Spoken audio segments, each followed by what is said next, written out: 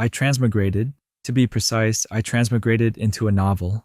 This novel is called Empire Builder, and it tells the story of how Marcus from a wealthy family rose from being an illegitimate son to become a business empire builder.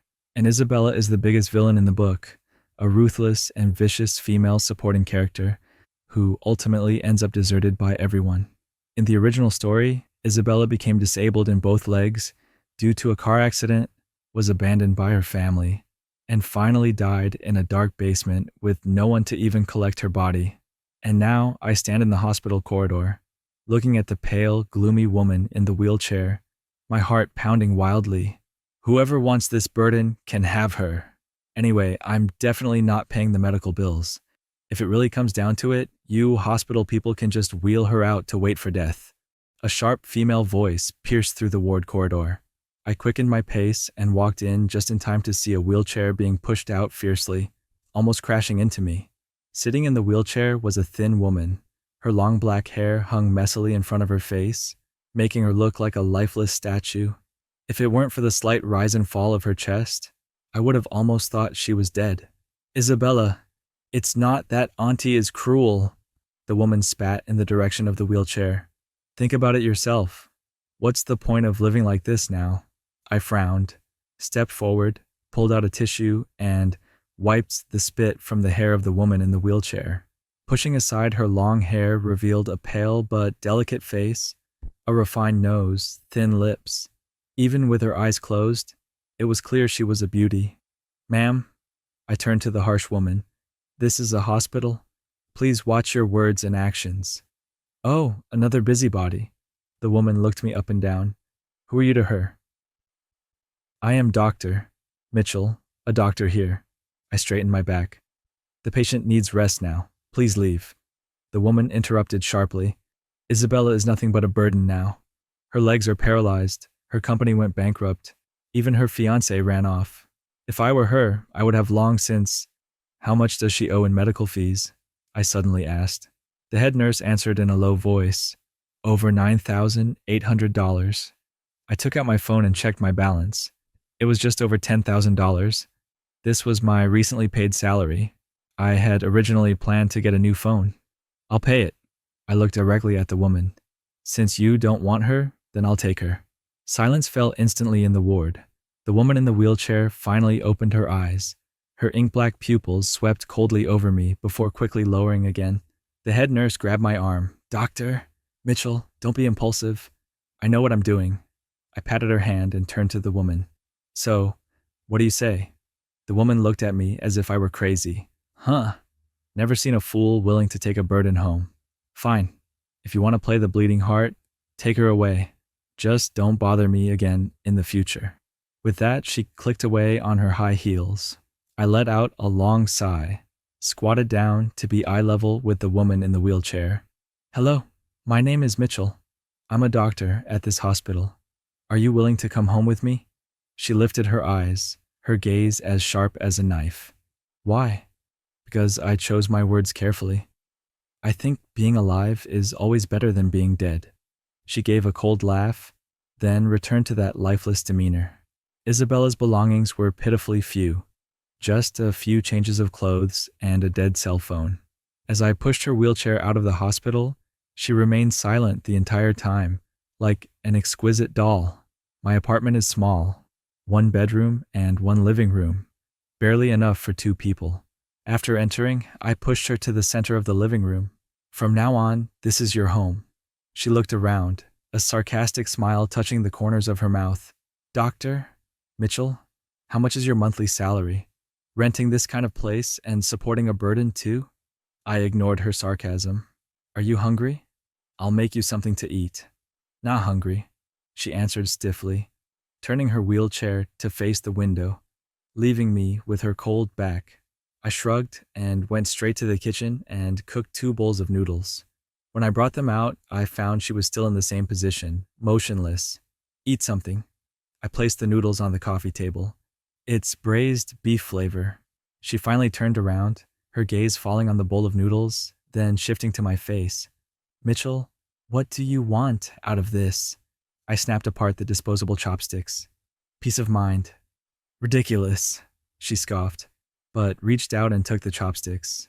We ate the noodles in silence. The only sound in the room was the slurping of noodles. Halfway through, she suddenly put down her chopsticks. "It tastes bad," I smiled. "If it tastes bad, why did you eat half a bowl?" Her expression stiffened, and she turned her face away. "It's too salty." Sleeping arrangements became a problem that night. I only had one bed, and Isabella absolutely refused to let me help her change. "I'll do it myself." She gripped the wheelchair armrest tightly, an unnatural flush rising on her pale face. "Are you sure?" I raised an eyebrow. "There are no accessibility features here." "Get out," she said through gritted teeth. I had no choice but to leave the bedroom, leaning against the door outside, listening to the sounds within. First the sound of the wheelchair scraping against the floor, then the rustle of clothes, followed by a dull thud. "Don't come in," she yelled sharply, stopping me as I was about to open the door. "I can manage on my own." Another 10 minutes passed. Then a barely audible "okay" came from inside. Pushing the door open, I saw Isabella already lying in bed, the covers pulled up to her chin, revealing only her tense face. Clothes were scattered on the floor, the wheelchair laid tipped over on its side. "Good night," I said softly, tucking the corner of the blanket for her. She closed her eyes, her long lashes casting shadows on her face. In the middle of the night, I was woken by the sound of suppressed sobbing. By the moonlight, I saw Isabella with her back to me, her shoulders trembling slightly. I pretended to turn over, making some noise deliberately. The crying stopped immediately, and the room fell silent again. I had the next day off and slept until noon. When I woke up, I found an extra blanket covering me, and Isabella was already in her wheelchair reading by the window. "Morning," I greeted her, rubbing my eyes. She didn't look up. "It's 1 o'clock in the afternoon."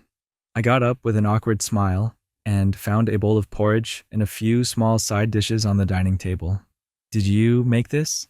I asked in surprise. "It's takeout," she replied coolly. "Paid for with your phone." I took a bite. It tasted surprisingly good. "Thanks." She gave a slight hum and went back to her book. Sunlight streamed through the window, falling on her, bathing her silhouette in a soft glow. At that moment, she didn't look like a gloomy burden, but rather like an elegant lady from a good family. After finishing the meal, I suggested taking her out for a walk. Her expression changed instantly. "No, just the small park downstairs," I said. "I'm not going." She suddenly became agitated, knocking over the water glass on the table. "You want everyone to see how pathetic Isabella is now, don't you?" I silently wiped up the spilled water and didn't bring up the subject again. In the afternoon, I went to the supermarket to buy groceries, and when I returned, I noticed Isabella wasn't in the living room. The bedroom door was closed, and there were faint noises coming from inside. "Isabella?" I knocked. "I'm back." No response. A bad feeling surged in my heart, and I flung the door open. Isabella was sitting on the edge of the bed, holding a fruit knife in her hand, gesturing towards her own wrist. "Stop!" I rushed over and snatched the knife away. "What are you doing?" She looked at me coldly. "What? Are you going to take away my right to die too?" I trembled with anger. "Your life cost me $10,000. You don't have my permission to die." "Mitchell," a mocking smile touched her pale face. "Who do you think you are? A savior?" I threw the knife out the window and squatted down to look her in the eye. "I'm not a savior, but I can't just watch you die." She turned her face away, avoiding my gaze, but I noticed her eyes had reddened. That night, I sat by her bed and told her my story. I was an orphan, raised by the charity of many families. In middle school, I fell seriously ill and nearly died because there was no money for treatment. "So," I said softly, "just for my sake, try living a little longer." Isabella was silent for a long time before finally giving an almost imperceptible nod.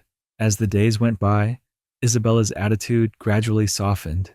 She stopped trying to end her life and even started helping me with things within her ability.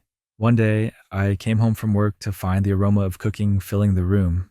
Isabella was sitting in her wheelchair, 2 dishes and a soup set out before her. "Try it," she said awkwardly. Don't force yourself if it tastes bad. I took a bite of the stir-fried green peppers with meat, my eyes widening in pleasant surprise. It's delicious. The corners of her mouth lifted slightly, but she quickly suppressed it. I put in too much salt. From that day on, Isabella took the initiative to handle all the cooking. I bought her a smartphone, and she spent her days studying recipes, her cooking skills improving by leaps and bounds. We're having red braised fish today, she said one evening while dishing out rice. I leaned in to smell it. Smells amazing. She gently pushed me away. Don't stand so close. But I noticed that this time she didn't have the expression of disgust she used to wear. When I had weekends off, I would push her wheelchair for walks in the nearby park. At first, she was very resistant, covering her face completely with a scarf. Gradually, she became less tense and would even proactively suggest going out for a walk when the weather was sunny. Mitchell, she suddenly asked me one day, why are you so good to me? I was massaging the muscles in her legs and looked up hearing this. Have I been? Yes. She looked at me seriously. You could have just ignored me. I thought for a moment. Maybe it's because seeing you reminds me of my former self. Lonely, desperate, needing a helping hand. She was quiet for a while, then said softly, thank you. Those two words were like a piece of candy, making my heart tremble with sweetness. Isabella changed more and more. She started paying attention to her appearance, tying her long hair into a neat ponytail. She would text me when I worked late, asking when I'd be home. She even developed a habit of making me a cup of honey water every day.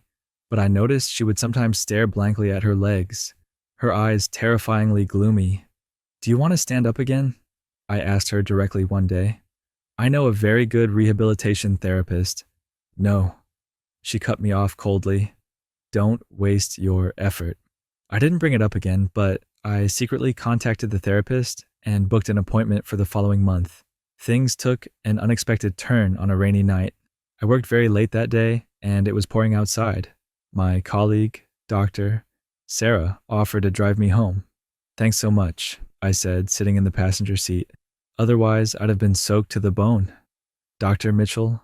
Sarah smiled. Don't mention it. We're colleagues. When we reached my door, I invited her upstairs for a cup of tea.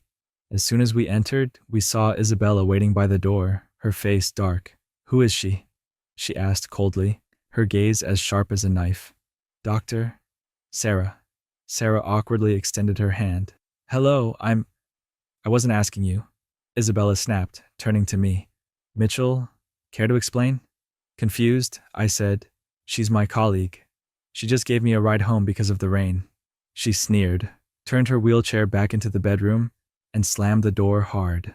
After seeing Dr. Sarah off, I pushed open the bedroom door and found Isabella sitting by the window, her back to me, her shoulders trembling slightly.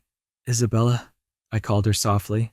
She spun around suddenly, and I was shocked to see tear tracks on her face. Mitchell, her voice was choked. Do you despise me for being disabled? Only then did I understand what she was thinking, and my heart ached for her. Nonsense. Then why? She gripped the armrest of her wheelchair tightly. Why did you let someone else bring you home? I can't pick you up. I can't even bring you an umbrella. I knelt down and took her hands. I don't care about those things. But I care, she almost shouted. I hate myself like this. How I wish I could lock you by my side, make you rely only on me. Her words made my heart race. In the moonlight, her pale face held a morbid flush, her eyes obsessive and wild.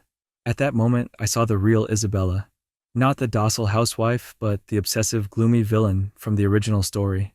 Isabella, I said softly, it's you I like, not your legs. She froze, tears sliding silently down her face. I leaned closer and pressed a gentle kiss to her lips. Do you understand now? Her eyes widened. Then she grabbed the back of my head and deepened the kiss. After our relationship was confirmed, Isabella became even clingier. She'd suddenly call me over to taste something while cooking in the kitchen, then steal a kiss. She'd send a flood of messages when I was on night shift, asking when I'd be home. She even started researching physical therapy and secretly began doing leg exercises. Want to stand up now? I teased her. Her ears flushed red. I hugged her happily. That's great. I've booked a physical therapist for next week. No rush, she interrupted me. Let's celebrate your birthday first. Only then did I remember my birthday was coming up. On my birthday, I worked late overtime. When I got home, I found the house pitch black. Isabella? I fumbled for the light switch, only to find the power was out. Here. Her voice came from the bedroom. I followed the sound and found a few candles lit in the bedroom. Isabella was sitting on the edge of the bed, a lopsided cake placed before her. Happy birthday, she said softly. It's my first time making a cake, so it might not look very good. In the candlelight, her face looked exceptionally soft.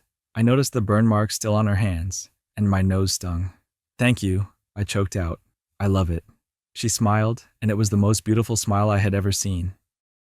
Just as we were about to cut the cake, the power suddenly came back on. The lights flared brightly, revealing the utter mess in the kitchen.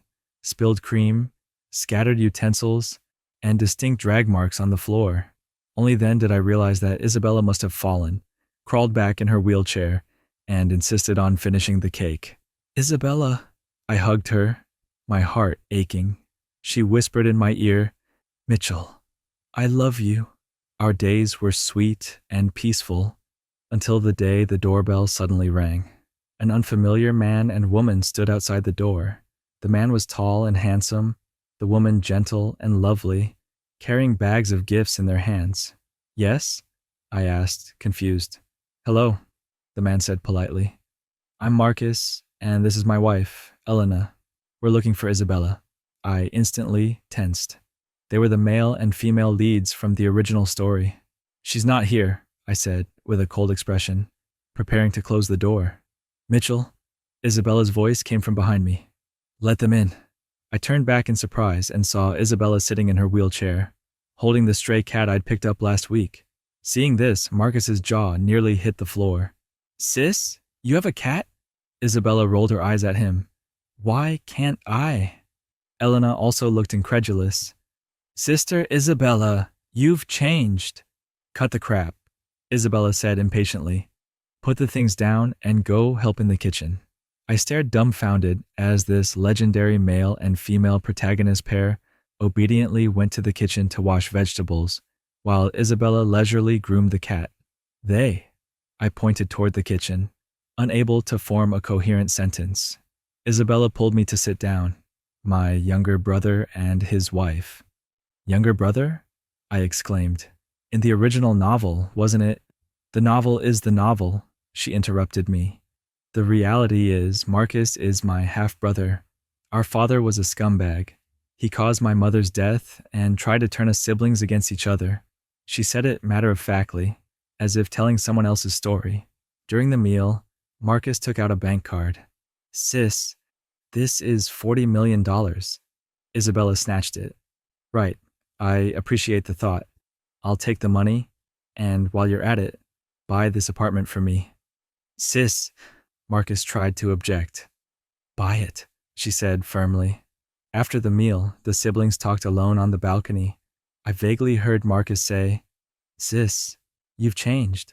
Isabella's voice carried an unprecedented softness, because I've met someone I want to protect. After seeing the guests off, Isabella held my hand and said, Mitchell, come with me to rehabilitation training next week. I looked at her, pleasantly surprised. Are you sure? I'm sure, she kissed me. I want to stand proudly beside you. Under the moonlight, her eyes shone like stars. I knew that the gloomy Isabella had completely disappeared, replaced by a brand new Isabella who deeply loved me. Epilogue, my happy life with Isabella. 1. Rehabilitation training. The day Isabella decided to start rehabilitation training, the weather was fine. Sunlight streamed through the curtains into the bedroom. When I woke up, she had already dressed herself and was sitting in her wheelchair, waiting for me. She wore loose sweatpants and a black t-shirt, her hair tied in a high ponytail, looking energetic. We're going today? I rubbed my eyes, somewhat surprised. She nodded, her fingers unconsciously rubbing the wheelchair armrest. Didn't you say you scheduled an appointment with a therapist? I rolled out of bed, crouched in front of her, and took her hand. Are you sure? She pressed her lips together, her gaze flickered for a moment, but quickly became firm again. I can't stay like this forever. I smiled, leaned in, and kissed her forehead. Okay, I'll go with you. The rehabilitation center had a good environment. It was spacious, bright, and well equipped. The therapist's surname was Williams, a woman in her 30s, professional yet gentle. She performed a detailed assessment on Isabella and then created a training plan. The muscle atrophy isn't too severe, but the nerve damage will require slow recovery. Dr. Williams told me, the initial phase will be very hard. You need to encourage her a lot. I nodded and looked at Isabella. She sat on the training bed, her eyes lowered, her expression calm, but I knew she must be very nervous inside. The first day's training was simple, just passive joint movement and mild muscle stimulation. Even so, Isabella was in so much pain that sweat beaded on her forehead, her fingers gripping the bedsheet tightly, knuckles turning white. If it hurts, cry out. I stood beside her, my heart aching terribly. She shook her head, gritting her teeth and holding on. It's nothing. After the training ended, her face was frighteningly pale, and she looked like she had just been pulled from the water. I squatted down to help wipe her sweat, but she suddenly grabbed my wrist, her voice low and hoarse. Mitchell, am I useless? I froze for a moment, then shook my head. Nonsense. You're the strongest person I've ever met. She didn't speak, just leaned against my shoulder and sighed softly. 2. Standing up for the first time. The training lasted for 3 months. Isabella's progress was slow, but she was indeed getting better bit by bit. Her legs started to regain sensation. Occasionally, she could feel sharp pains or changes in temperature. Dr. Williams said this was a good sign, indicating the nerves were recovering. That afternoon, it was just the two of us in the rehabilitation room. Isabella sat on the edge of the bed, hands gripping the support frame, trying to stand up. Her arms trembled slightly from the exertion, and beads of sweat covered her forehead. Try again. I stood in front of her, holding out my hand. I'll support you. She took a deep breath, clenched her jaw, and pushed down hard with her arms.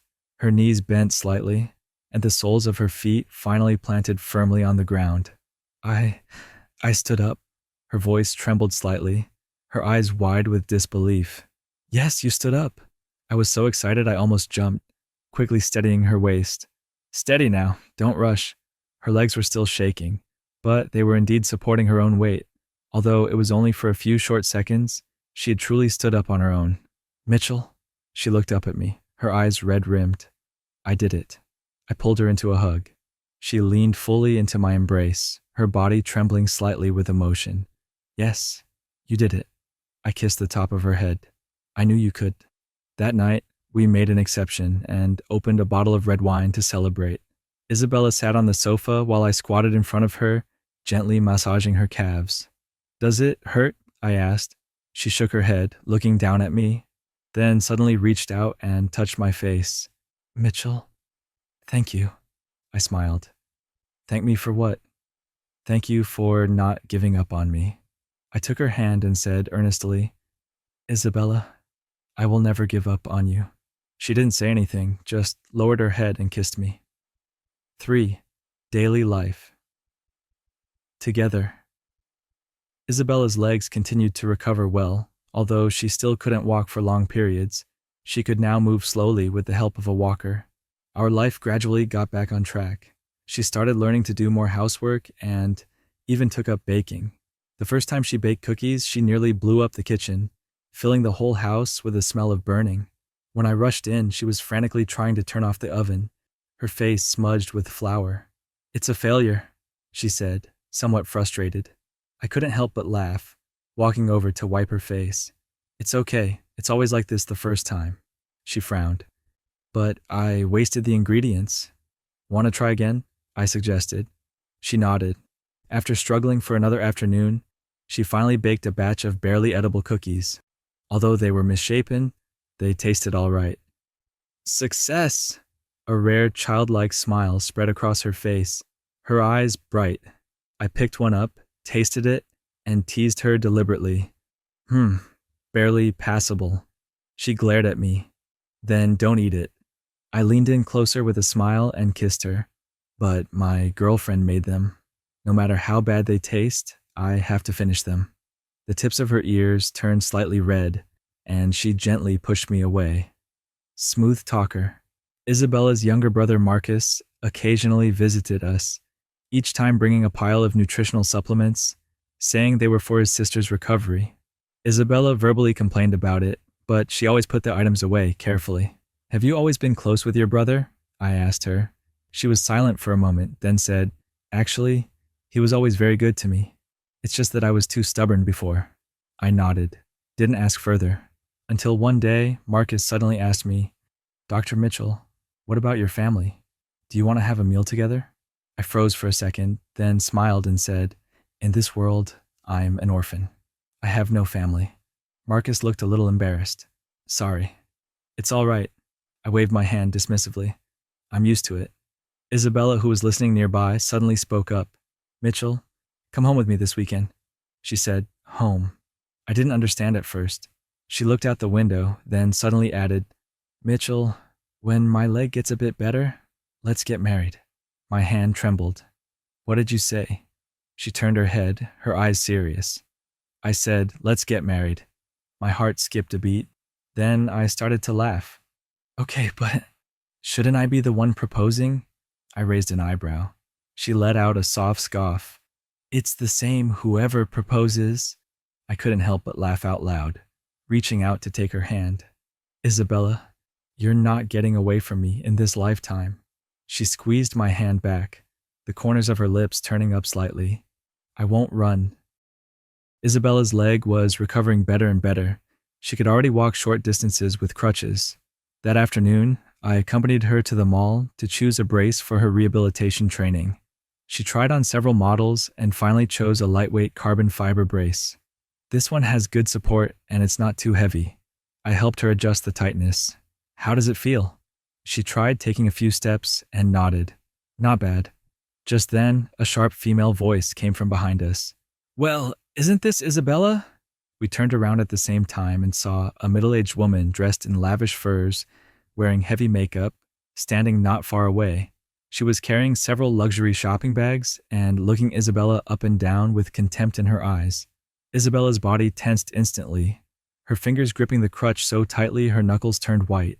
I immediately recognized this woman, Isabella's Aunt Victoria, the very woman who had publicly humiliated her in the hospital and tossed her to me like trash.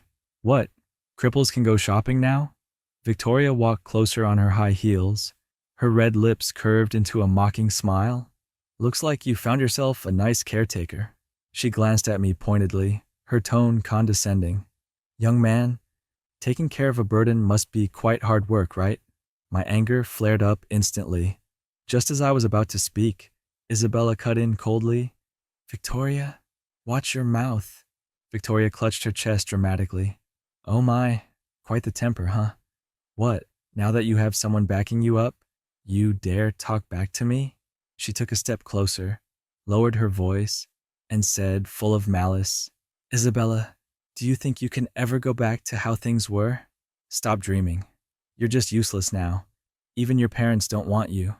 Isabella's face turned pale instantly, but she didn't back down. Instead, she gave a cold sneer. Victoria, you'd better pray you stayed this smug forever. Victoria was momentarily stunned by her gaze, then flew into a rage out of embarrassment. You, ma'am. I stepped directly in front of Isabella, my tone icy cold. If you harass my girlfriend again, I won't hesitate to call security. Victoria paused for a second, then scoffed. Girlfriend, huh? Isabella, I guess a clueless poor doctor like this is all you deserve. She tossed her hair, turned, and left haughtily. Before leaving, she deliberately bumped Isabella's crutch. Isabella's body swayed, and I quickly steadied her. Are you all right? She shook her head, her gaze dark as she stared at Victoria's retreating figure, and said softly, Mitchell, let's go home. On the way back, Isabella was very quiet. I knew what she was thinking. Victoria's appearance had undoubtedly torn open the scar she had struggled to heal. In the evening, after I came out of the shower, I found Isabella sitting in front of the computer in the study, the cold light from the screen reflected on her face, making it look particularly sharp. What are you looking up? I walked over and rubbed her shoulder. She didn't look up, her fingers tapping a few keys on the keyboard. Victoria. I leaned closer to look. On the screen was a business investigation report. Several beauty salons under Victoria's name were suspected of engaging in illegal medical procedures and were under investigation. She's made a lot of dirty money opening beauty salons these past few years, Isabella sneered, using substandard fillers passed off as imported goods and performing illegal plastic surgeries. Several customers have already complained. I frowned. Is it that serious? More than that. She opened another file. She also evaded taxes and cooked the books. The amounts involved are not small. I was a bit surprised. How did you find this out? She finally looked up at me, a faint smile playing on her lips. Mitchell, do you think I've spent these years in the business world for nothing? It was only then I remembered. Isabella used to be the head of the Sterling Corporation. Even though she had stepped down now, her connections and methods were still intact. What do you want to do? I asked. She closed the laptop, her eyes cold. Make her pay the price. A week later, Victoria's beauty salons were raided, and 3 locations were shut down.